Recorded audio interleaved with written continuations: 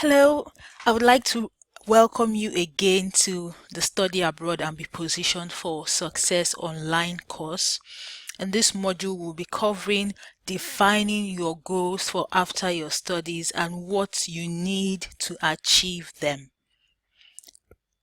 I remain your facilitator, Obi Bridget Azubike, and I am excited to take you through this module. Now, we are talking about goals. What are goals and why do you need them? A goal is the object of a person's ambition or effort, an aim or a desired result.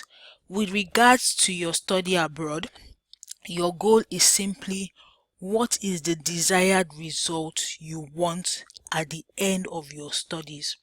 It could simply be, I want to do well in my studies so that I can go on to get a job. I want to do well in my studies so that I can get a scholarship to continue on to do a PhD. I want to do well in my studies to give me the knowledge and the skills that I need to be able to start up a business at the end of my studies. It can be any of those things or more. So we're talking about goals.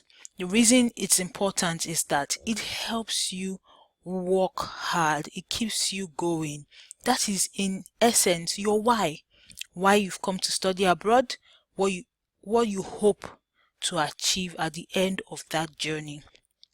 So identifying your goals early enough gives you enough head start to achieve your goals. So once you identify it, you have time to work towards it. But if you wait till the end of your studies, achieving that goal becomes a bit more difficult. So that's why I'm emphasizing this at the beginning. Think about your goals and what you need to achieve them. And that's what we'll be talking about on this module. So 3 main routes post-master's degree. So this is essentially for people who have come to study abroad, come to a master's degree abroad. There are 3 main routes. One of them is further studies.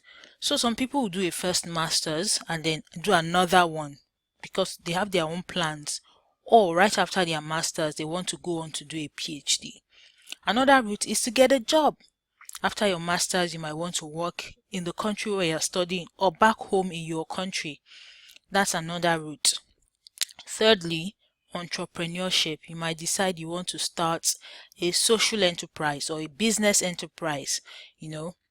That's also another route after your master's degree. So these are 3 main routes. There might be others, but we're going to be focusing on these 3 today. So let's talk about further studies, or if you want to do a PhD. Some of the things you need for a PhD after your master's could include a specific grade.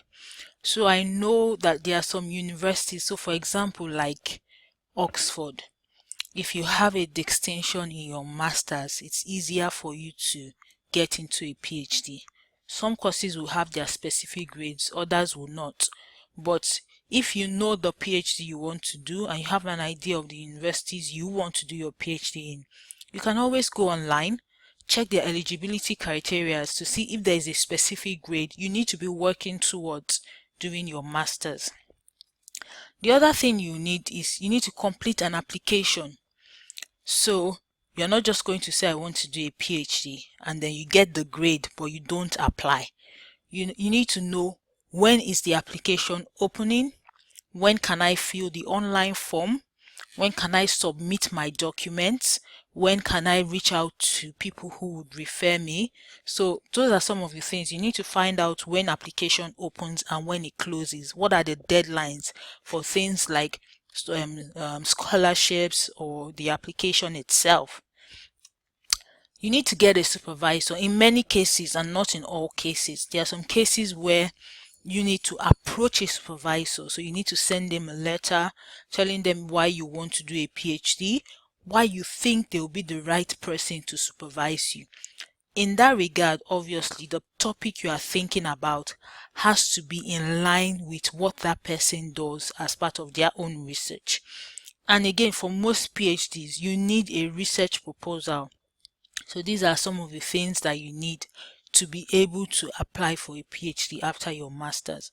Now, the challenge with this, and okay, lastly, you also need to apply for funding. So some schools have funding available with your application for the PhD. Other ones, you need to get external funding. Again, you have to know when to apply. What are the deadlines? When is it opening? How much are they giving you? What do they require from you? Do they require you to have a research proposal? Do they require you to write a personal statement? You need to know all of these things. The challenge with doing a master's right after your PhD is that you need to prepare in advance. So this is one of the things I've heard a lot of people say, and it was obviously the same thing in my case. I didn't know that starting my master's in September, by October, PhD applications opened. So if I was preparing myself, it means that right after I started my master's, I needed to start looking out for PhD openings so that I can apply. What happens in that case is that they can give me a conditional admission to the PhD. Then when I complete my master's, then they can change that to an unconditional offer. So usually they offer PhD openings to people who are still studying, but condition on you getting a specific grade after your master's or from your master's degree. So these are some of the things. I remember speaking to someone who is doing a PhD currently in the US. He said if he didn't have someone who mentored him and told him some of these issues, he wouldn't have known how to apply for a PhD during his master's to be able to start right after the master's. So in many cases where people have to return back to their country and spend a year before applying for PhD is because they were not able to do it at the time the PhD opened. Immediately they began their masters. So there is a time factor here which I want you to note. In case that is your goal, you might need to think about how to start working towards applying for PhD places right after you start your masters. It might be tough because you might not even know what topic you want to focus on. It might be tough because you might not even know how to get a supervisor yet.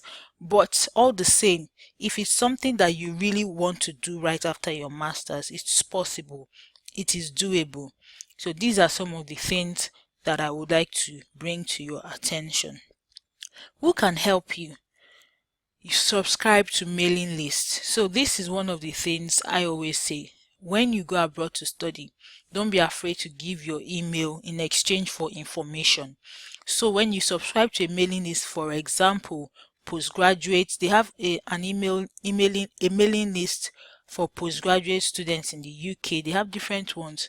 You get constant information about PhD openings, about PhD projects that they are looking for students and all those kind of things. So when you subscribe, you start getting information. Other than that, you can also be looking out for these things yourself. But subscribing to a mailing list keeps you in the loop for some of the information you might not be able to know for yourself. Your lecturer or your tutor.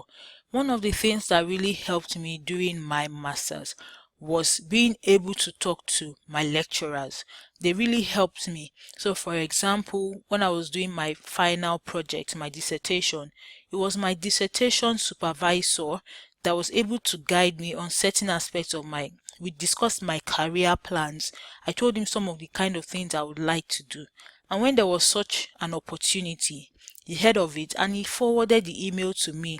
I was able to apply for that job, and that's how I got a job at the University of Oxford. You must be able to develop good working relationships with your lecturers and your tutors. The reason is that they will be the ones to write you referral letter. They have networks they can connect you with. They can also advise you, and they know some of these things, people who they can also put you in touch with. So that's why I will emphasize developing good working relationships with them. Obviously, you have to use your own discretion and be careful to know when the relationship is not in the right order.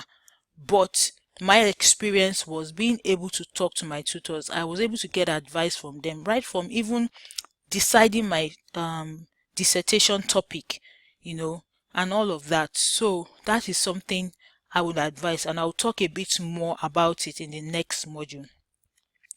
Attend conferences. This is another secret that people will not tell you. For this one, if you attend conferences, where academic conferences in your field, what you find is that you see people doing so many amazing things. One, it will give you an idea of the kind of research that is happening in your field. Two, it connects you to people. So for example, if you attend somebody's session where they present their own research, you can ask them questions. You can talk to them after their presentation and say something like, oh, I really enjoyed your presentation. I think that's a fantastic topic. This is something I am quite interested in. Please, could you link me up with more resources? You collect the person's complimentary card, you send them an email, they respond to you. If they are a professor or a lecturer at another university, they can always say, oh, if you are interested, there is funding for us to do more research on this. If you like to do a PhD, I'm happy to supervise you. From there, you build relationships. It won't always be like this, but there are so many things that can happen at conferences. When I went to a conference the first time, I met someone that offered me a job on the spot because he saw my work I was presenting at a conference. Even though I didn't take that job, for me that was eye-opening. So such a conference, such a gathering can open me to such opportunities. And now I don't joke with conferences, and I always tell people that conferences are a gold mine. You can attend them intentionally. So before even attending the conference, you go through the list of speakers, their research topics, you target them, you know whose session I'm going to, you know the kind of question you are going to ask them, you prepare special question for them. After their topic, you wait. After their presentation, you wait to speak to them so that you get their attention. You collect their complimentary card, you intentionally follow up. It may not always lead to something, but in many cases it has. So this is something I want you to also think about when you start your masters. You can ask your lecturer again that what are the conferences that people discuss attend in this field. When are they coming up? Those your lecturers will know, because they might also be interested in attending. Also, your lecturers can be the ones to even supervise your PhD. Who says you can't do your PhD in the same university where you did your master's degree? You can always continue on in that department as long as you make the right connections and you've done the right thing. So that's all for PhD further studies. Anything left, we can always discuss it during the live call session. The next two videos will talk about entrepreneurship and getting a job after your masters. I can't wait to see you there. Thank you.